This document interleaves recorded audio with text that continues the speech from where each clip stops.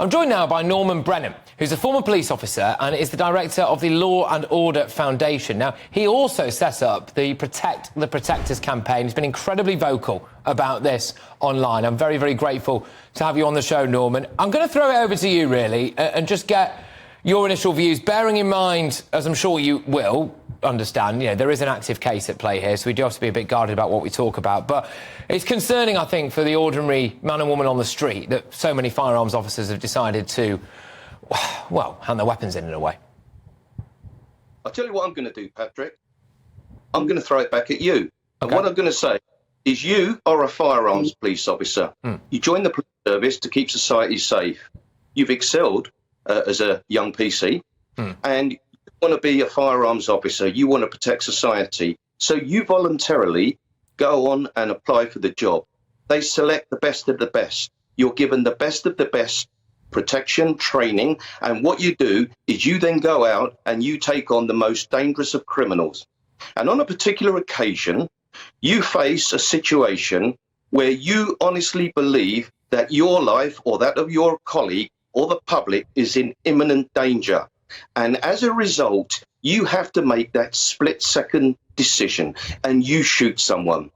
Shoot a terrorist and absolutely everything is fine. The whole world was watching it. Everybody thinks you're a hero. Shoot someone in a controversial situation, suddenly it's a very lonely life. And Patrick, you be that police officer. People shout for your suspension. You're suspended by your bosses. They don't contact you. You're at home with your family. For a year, 18 months, you're suspended.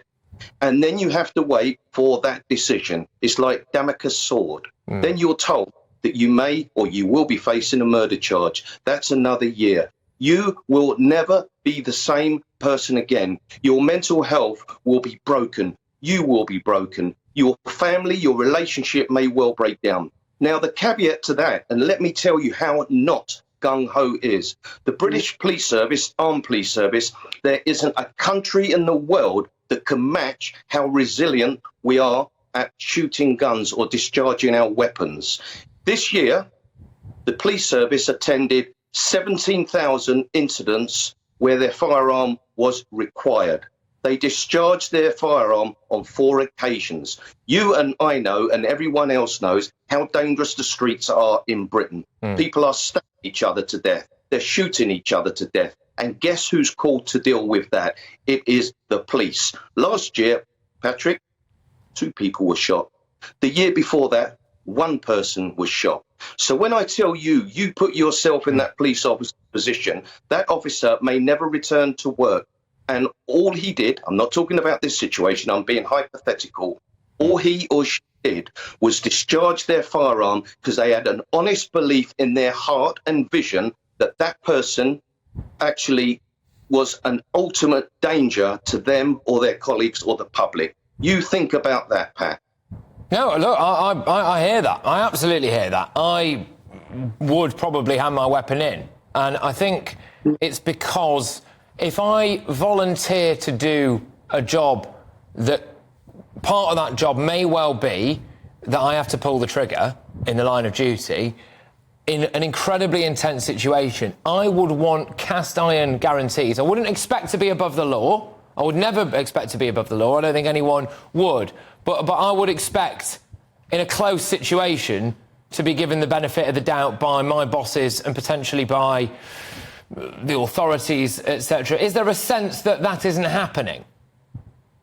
Let me tell you what has changed. In 2015, a chap called Jermaine Baker was in a vehicle trying to spring 2 very dangerous criminals that were in a prison van. And that officer thought exactly the same of the scenario I've just given you, that this man is armed.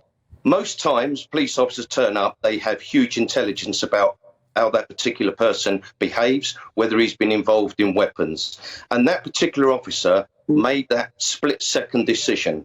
The particular person wasn't armed, although I understand an imitation gun or machine gun was found on the back seat. Now, as a result of that, that was went to court, or it certainly went to an inquest, and it was a lawful killing. However, thereafter, what the judge removed, and what the law lords have removed, is what is commonly known as honest belief. A police that was always covered up until 2019 on the honest belief. And if that particular officer had an honest belief, but it was later found out that it was a mistaken honest belief, that officer was protected. Yeah. That is what's caused this absolute chaos, and why police officers are saying, do you know what now? I don't have that protection anymore. Yeah. I've got a family, I've got a career, I've got a life, and I'm not going to throw it away. And that's why officers are saying, until we get that protection back, do you know what?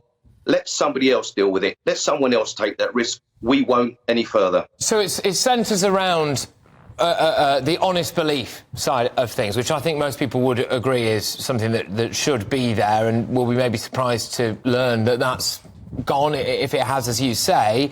Look, I'm going to ask you a question that I would be asking, and have indeed asked, different jobs, of course, but doctors, consultants, etc., when they go on strike, I always come and dish it out and go, look, when you go on strike, no matter what your working conditions are, people will die as a result of that, and I just don't think that's kosher. So I've got to ask this about armed officers. What if there's a shooting or a terror attack and we don't have enough officers because they're on strike? Ultimately, that would be the public suffering, wouldn't it? And is that fair? Well, devil's advocate, no. But I'm trying to you what a police officer is. I was a police officer for 31 years. I was twice nearly murdered. It's devastated my life. I've never been the same again. If I'd had a firearm that particular night, I may have been able to save my life. You're absolutely right. We're looking at unique people. And unfortunately, the criticism against police, I'm afraid, has tarnished some people's views. And I'm going to put the cat amongst the pigeon. I'm not talking about this case. Let me tell you why I think some police officers are charged. It's not because there's good evidence against them. It's often because there is a certain outcry in our communities, and what the Independent Office of Police Corruption do and the Crown Prosecution Service, they dare not FA it if it's not sufficient evidence. What they do is they allow it to a jury. And do you know why they do that? And I say this with the utmost respect and experience, 45 years of law and order, is because they fear public disorder on the streets. And if that is the case, Patrick, what a sham on our criminal justice system. And that is what the British Police Service have to face. And I'll leave you with this. Any of my colleagues risked our lives. And do you know why we did that? We cared about the job. We cared about the community. We wanted to protect them. And at times, we risked our lives. I nearly lost mine twice, as I said. Other officers have. We faced brutality, being stabbed, being shot. And I tell you what, it breaks some of us. And police officers are not prepared to be broken without the proper support. That's all I've got to say. No, it's absolutely fair enough. Norman, I really appreciate you coming on. I really appreciate you taking the time and going into so much detail and being so upfront about it. Also, Norman Brennan there, who's a former police officer and is the director of the Law and Order Foundation. He also set up the Protect the Protectors campaign.